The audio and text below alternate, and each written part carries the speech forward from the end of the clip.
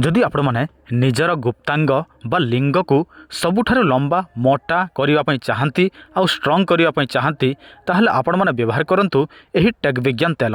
देखंतु केवल मात्र आपण मानकु 3 मास पर्यंत एही टेक विज्ञान तेलटी को मालिश करने को पड़िबो।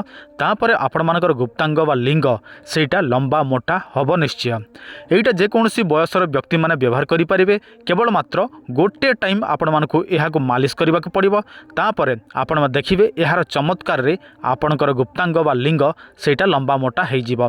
वर्तमान आपण मानकर बिल्कुल छोटिया अच्छी आपण माने चाहती लंबा मोटा करने ताहले आपण माने अति शीघ्र एही तेलटी नियंतु आ प्रतिदिन मालिश करंतु। जदि आपण माने विवाहित अविवाहित तेबे मध्य एही तेलटी व्यवहार करि परिबे। देखंतु यह कोनोसी मेडिकल स्टोर रे आपण मानको मिलिबो नाही। आ एटा संपूर्ण भाव में आयुर्वेदिक एटा घरोई आमे निजे यह प्रस्तुत करिछुं। आपण माने यह व्यवहार करेंगे आपण मानकर गुप्तांग निश्चित भाव में लंबा मोटा हम।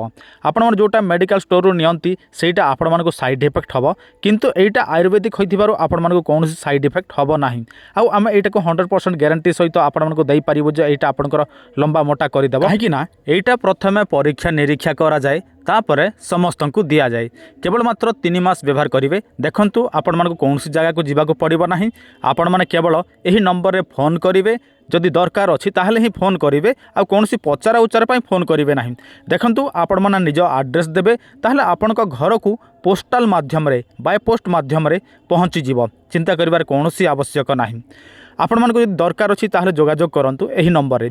आ देखंतु एटा सब बेले मिली न थाए। केवल आमे किछि सीमित समय पाई एटा तयारी करिथाउ। आ जते बेले सरी जाए पुणी आमको टाइम लागि थाए। जदि दरकार अच्छी ताहले आपण माने अति शीघ्र कॉल करंतु, निजर एड्रेस दियंतु।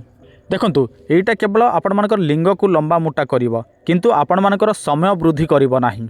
केवल जो मानकर लिंग छोटिया अछि, जमारु मध्य उठु नाही, पूरा नरम हो जाइछि, टाण नाही, से माने ही एहा को व्यवहार करि परिबे। सेटा पिला बुढ़ा जे मध्य व्यवहार करिवे, कोनोसी असुविधा नाही। एटा स्त्री माने मध्य व्यवहार करिवे। जो मानकर स्तन छोटिया अछि से माने टाण करिया पई चाहंती ताहले से माने मध्य निजर स्तन रे मालिश करिवे।